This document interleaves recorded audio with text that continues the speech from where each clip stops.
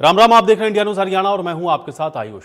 जब समस्याएं हो जाएं बहुत ज्यादा गंभीर तब चुप्पी तोड़नी पड़ती है। जब शासन और प्रशासन तक अपनी बात पहुंचानी हो तब आवाज उठानी पड़ती है। और इसलिए इंडिया न्यूज हरियाणा ने यह ठाना है, जनता के हर मुद्दे को उठाना है और समाधान तक पहुंचाना है। जब बातें होने लगती हैं गोलमोल तब जरूरी हो जाता है हल्ला बोल।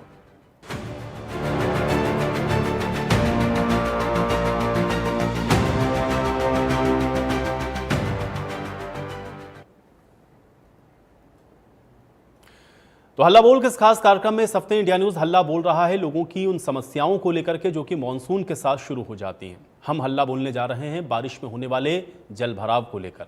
हर बार प्रशासन पुख्ता तैयारियों के दावे करता है, लेकिन जमीनी हालात प्रशासन के दावों की पोल खोल देते हैं। शनिवार को हुई बरसात ने भी ऐसे ही प्रशासन को आईना दिखाने का काम किया है, जहां कुछ घंटों की ही बारिश के बाद करीब करीब हर जिला जलभराव से बेहाल दिखा है। बारिश के कई घंटों के बाद भी सड़कों पर जलभराव की स्थिति बनी रही, यानी बारिश के पानी में निकासी के प्रशासन के इंतजाम पूरी तरह से हवा हवाई दिखते हैं। ये तस्वीरें आप देख लीजिए, गुरुग्राम, महम, कुरुक्षेत्र, यमुनानगर, चरखी दादरी और टोहाना। और कमोबेश ये तस्वीर हर उस जगह से सामने आई जहां पर बारिश और आंधी ने दस्तक दी। और उसके बाद जो हालात हैं वो आप देख रहे हैं तस्वीरों के जरिए भी कि किस तरीके से ये जलभराव लोगों के लिए आफत का सबब बना। अब सवाल यहाँ पर यह है कि हर साल और साल दर साल मानसून में ये जो तस्वीरें हैं वो इसी प्रकार की क्यों रहती हैं? तस्वीरें बदलती क्यों नहीं है? प्रशासन तमाम दावे करता है मानसून से पहले कि जल निकासी के व्यापक प्रबंध कर लिए गए हैं, नालियां सही कर ली गई हैं, सीवेज को साफ कर दिया गया है, पानी निकासी में इस बार समस्या नहीं होगी। लेकिन वही ढाक के तीन पात आपको देखते हैं और उसी प्रकार की तस्वीरें आपको हर साल दिखाई पड़ती हैं जब मानसून या बारिश इस तरह से दस्तक देती है। और वैसा ही हुआ, क्योंकि जिस तरह से कल देर शाम आपने देखा कि जो बारिश हुई उसके बाद जलभराव की जो तस्वीरें हैं वो कुछ ऐसी रहीं। गुरुग्राम में आप देखिए घुटने तक पानी भरा हुआ है। महम में भी आप देख सकते हैं कि यहाँ पर भी किस तरीके से जो पानी और जलभराव है। ये निंदाना गांव है, यहाँ की तस्वीरें आप देखिए। कुरुक्षेत्र शहर का हाल आप देख सकते हैं किस तरीके से जलभराव से कुरुक्षेत्र बेहाल नज़र आया। यमुनानगर में भी बारिश के बाद सड़कों पर बहता हुआ पानी आपको दिख रहा है, जलभराव किस तरीके से हुआ है। चरखी दादरी की स्थिति भी आप देख सकते हैं, वाहन किस तरीके से आधे डूबे हुए आपको पानी में नज़र आ रहे हैं। और टोहाना में भी कमोवेश ऐसी ही स्थिति देखने को मिली है। और ये सब तब है जब ये मात्र कुछ घंटे की ही बारिश है। अब आप अंदाज़ा लगाइए कि जब मानसून पूरी तरह से उफान पर होगा, लगातार जब बारिश होगी तो किस तरह की परिस्थितियों का सामना यहाँ के स्थानीय लोगों को करना पड़ेगा। तो इसलिए ये सवाल सिस्टम की उन तैयारियों को लेकर के है जो साल दर साल बदलती नहीं है। और तैयारियां अगर अधूरी हैं तो इस बार कैसे ये स्थिति बदलेगी, आप इस पर हल्ला अब बोल सकते हैं। अब महेंद्रगढ़ में हुई बारिश की वजह से सेलवना रोड के पास पानी भर गया है। इससे लोगों को आने जाने में काफ़ी परेशानियों का सामना करना पड़ा है। यहाँ पर मोहल्ले वासियों ने पानी के अंदर खटोला यानी कि चारपाई डालकर के अपना विरोध किया। स्थानीय लोगों ने नगरपालिका और प्रशासन के खिलाफ जमकर नारेबाजी की। स्थानीय लोगों ने नगरपालिका प्रशासन को चेतावनी देते हुए कहा कि जल्द से जल्द नगरपालिका इस लेवल को ठीक करके रोड को बनाए, नहीं तो फिर उनको आंदोलन करने के लिए मजबूर होना पड़ेगा।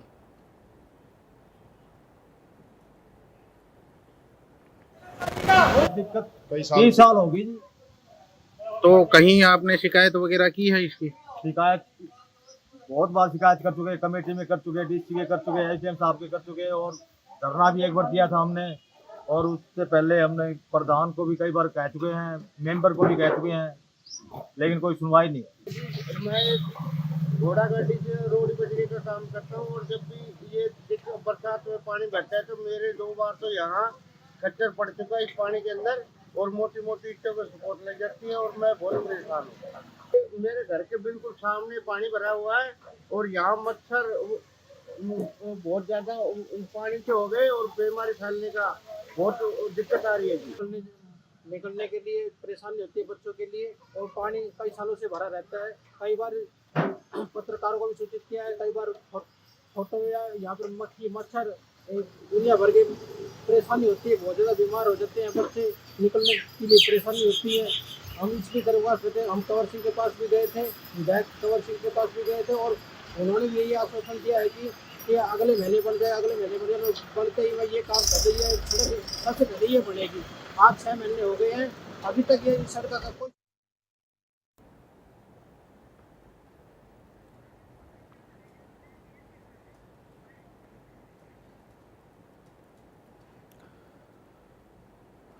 तो कुल मिलाकर के आप देख रहे हैं कि बारिश और उसके बाद होता हुआ ये जलभराव लोगों के लिए किस तरह का सबब बना हुआ है, और इसलिए इस विषय पर आप हल्ला बोल सकते हैं क्योंकि ये तस्वीरें बहुत आम हैं और आपके आसपास आपके इलाके में भी जब बारिश होती है तो इसी तरह की स्थितियां या परिस्थितियां ज़रूर बनती होंगी।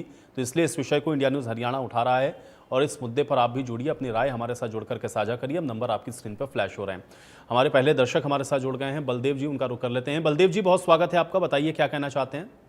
मैं इसके बारे में कहना चाहूँगा जी कि इसमें कुछ राजनीतिक है, उसके कारण ये होता है कि जब कोई काम होता है तो वो ढंग से नहीं होता है। मैं आपको सरसा के हमारी अजय विहार कॉलोनी है, इसके बारे में बताना चाहूँगा आपको। जी जी। यहाँ 1,80,00,000 का ठेका उठा और उस जो ठेकेदार था उसने बिल्कुल ढंग से काम नहीं किया है। आज पानी जो है खाली प्लाटों में जा रहा है और सड़कें बैठ चुकी है, न उसने पत्थर डाला न। और हमने जब शिकायत की तो एसडीओ नगर पालिका नगर परिषद सरसा ने और जेई ने काफी उसको कहा ठेकेदार का, पर क्योंकि ठेकेदार को एक ऊपर शय मिली हुई थी तो उस कारण वो न एसडीओ का उसने कहना माना न जेई का माना।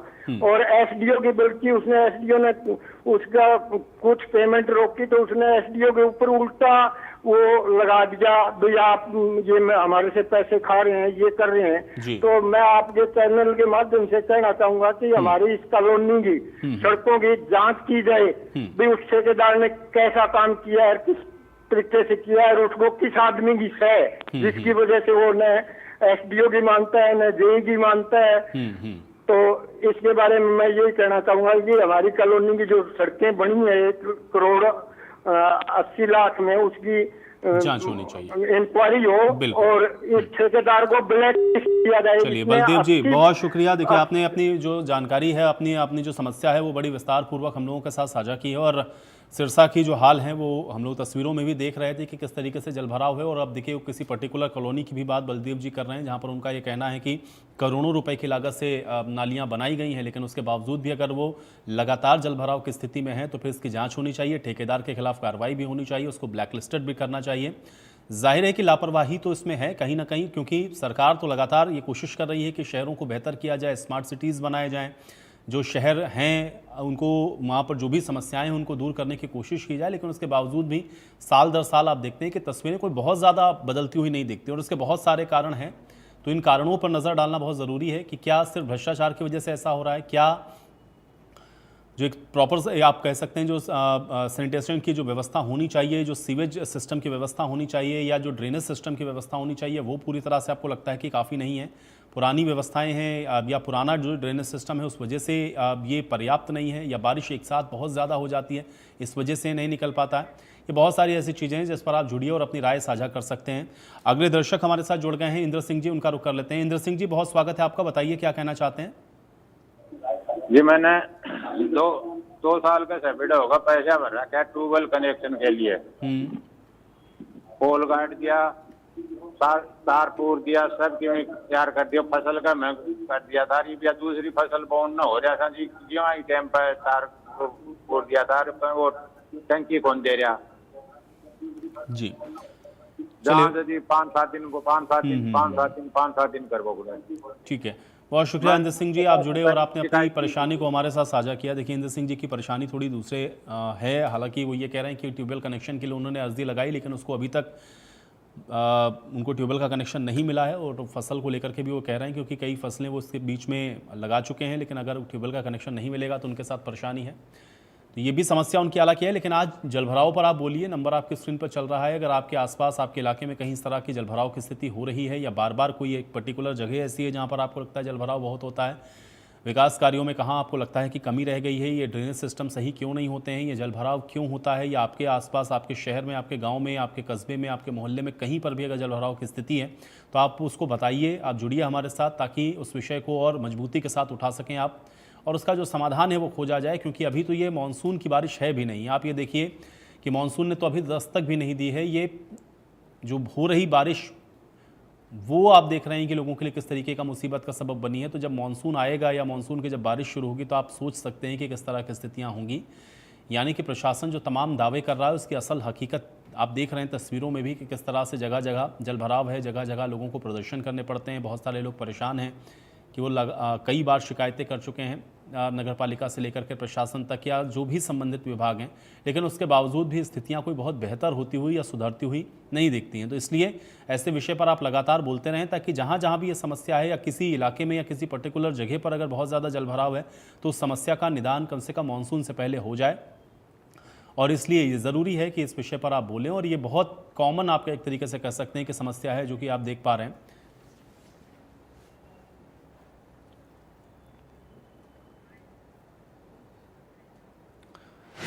तो सिरसा की अग्रसेन कॉलोनी में लोग नारकीय जीवन जीने को मजबूर हैं। गलियों में सीवर ओवरफ्लो हो रहा है। कॉलोनी वासियों का आरोप है कि पिछले 18 साल से वो सीवर की समस्या से जूझ रहे हैं। अब सीवर का पानी घरों तक पहुंचने लगा है, लेकिन अधिकारी हैं कि इसको सुनने को तैयार नहीं है। लोगों का यह कहना है कि इस नारकीय माहौल में रहने के बाद वो अपने घर को अब बेचने के लिए मजबूर हो गए हैं।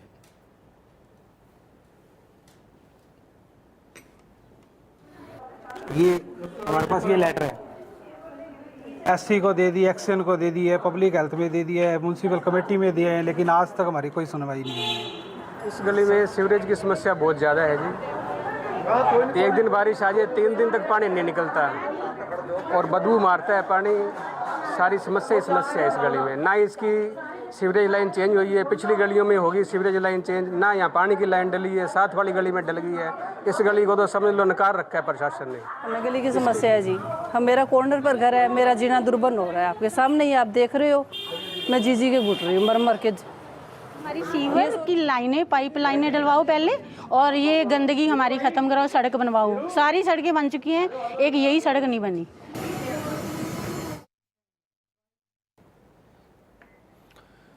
तो जगह जगह समस्याएं आप देख रहे हैं कि उसी तरह की हों। और अभी आप सिरसा की भी ये तस्वीरें देख रहे थे, जहां पर आपने देखा कि इस तरह से लोग जलभराव से परेशान हैं। अग्रसेन कॉलोनी है, जहां पर सीवर का जो पानी है वो अब लोगों के घरों तक पहुंचने लगा है और नतीजा ये है कि लोगों को अब अपना घर बेचने तक के लिए मजबूर होना पड़ रहा है। तो आप ऐसे विषयों पर हल्ला बोल सकते हैं, क्योंकि ये समस्या अमूमन हर शहर में आपको देखने को मिलेगी। अगर आप किसी टाउन में रहते हैं, आप किसी गाँव के अंदर रह रहे हैं, तो ज़्यादातर जगहों पर इस तरह की समस्याएं बहुत आम हैं। और ख़ासतौर से जब बारिश होती है तो ये स्थितियां और ज़्यादा बिगड़ जाती हैं।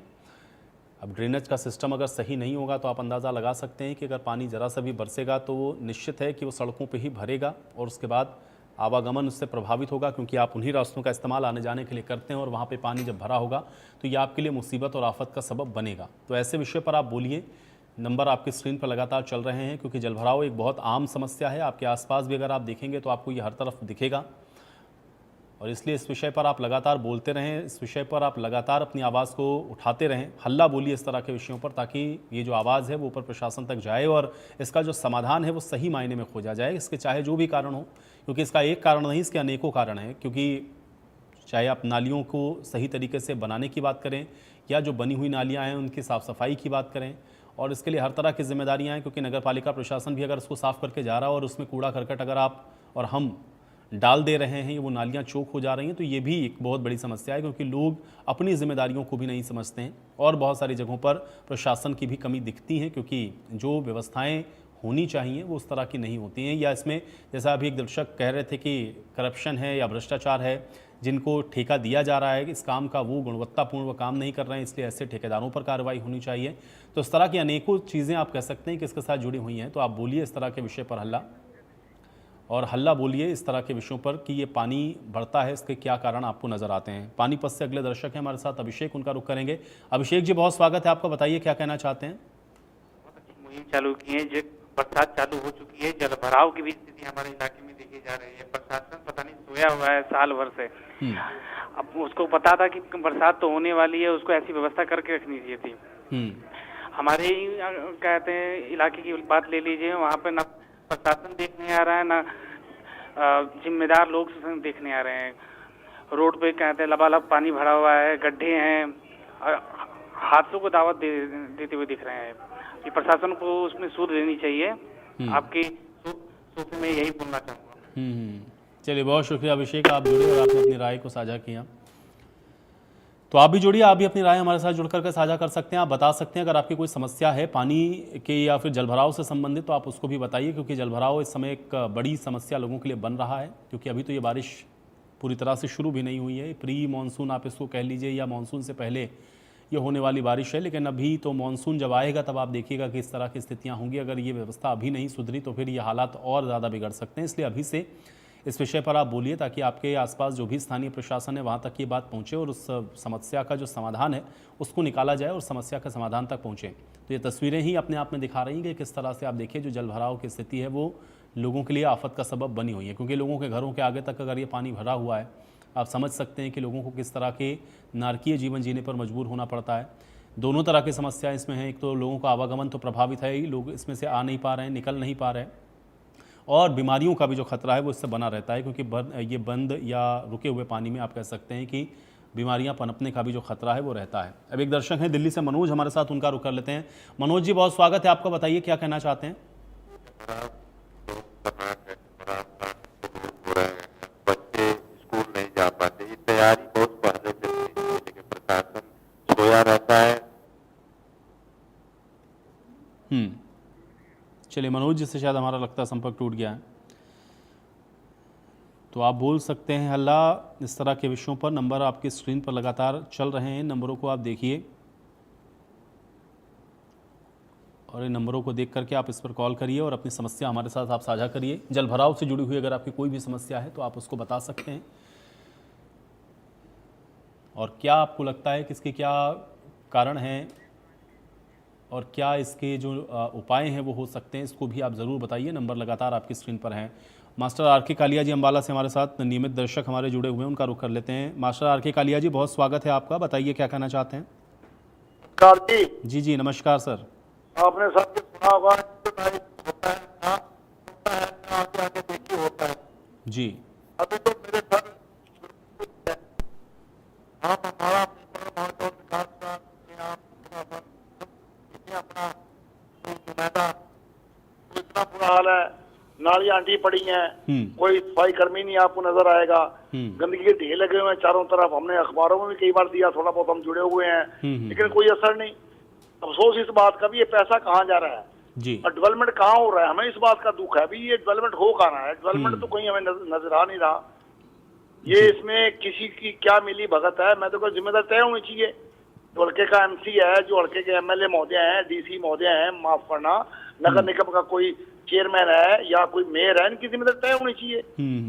तो टैक्स ले रहे हैं हम लोगों से, हमें चलना दुबर हो चुका है, चलना मुहाल हो चुका है, गलियों में, सड़कों में, चारों तरफ। अभी तो बारिश हुई नहीं सर, क्या हालात होंगे ये आगे खुदा जाने। शुक्रिया जी जी, बहुत शुक्रिया मास्टर आर.के. कालिया जी, आप जुड़े और आपने अपनी बात को हमारे साथ साझा किया। तो मास्टर आर.के. कालिया जी का ये कहना है कि इसमें जिम्मेदारी तय होनी चाहिए और ख़ासतौर से इसके लिए जो जिम्मेदार हैं उनके खिलाफ सख्त कार्रवाई होनी चाहिए। देखिए, ठेकेदार को लेकर के लोगों की बहुत शिकायतें हैं कि जो टेंडर्स दिए जा रहे हैं अगर उसको सही तरीके से वो नहीं पूरा कर रहा है तो ऐसे ठेकेदार को ब्लैकलिस्ट कर देना चाहिए। जो जिम्मेदार अधिकारी हैं, चाहे वो निगम के अधिकारी हों, पालिका प्रशासन के अधिकारी हों या डीसी हों या जिनके ऊपर भी ये जिम्मेदारी है, उनकी जवाबदेही भी तय होनी चाहिए, तभी ये जो समस्या है उसका समाधान हो सकता है। तो ये ज़्यादातर दर्शकों की राय है। आप भी क्या इस विषय पर सोचते हैं, इस पर आप जुड़ करके नंबरों पर आप कॉल करके बताइए, क्योंकि ये समस्या बहुत ज़्यादा आम है। आप अपने अगल बगल, अपने गली मोहल्ले में भी देखेंगे तो आपको ये दिखेगा कि ज़रा सी बरसात और ये जो पानी या जो जलभराव है वो आपके इलाके में हो जाता है, और इसके कारण समझने बहुत ज़रूरी है। इसलिए इस तरह के विषयों पर आप बोलिए ताकि ये समस्या संबंधित विभागों तक पहुंचे, इसका जो समाधान है वो ढूंढा जा सके, क्योंकि ये साल दर साल आप देखते हैं इसी तरह की जो तस्वीरें हैं वो देखने को मिलती हैं। इस तस्वीरों में कोई बदलाव नहीं होता है। अगर आप देखेंगे तो इसी तरह की समस्याएं हर साल बारिश में उत्पन्न हो जाती हैं। तो इसलिए ज़रूरी है कि इस तरह के विषयों पर आप बोलते रहें हल्ला, ताकि इसका जो समाधान है वो निकाला जा सके। तो आज इंडिया न्यूज़ हरियाणा ने हल्ला बोल में पानी का ये जो विषय है वो उठाया है, और ये जो जलभराव है वो आप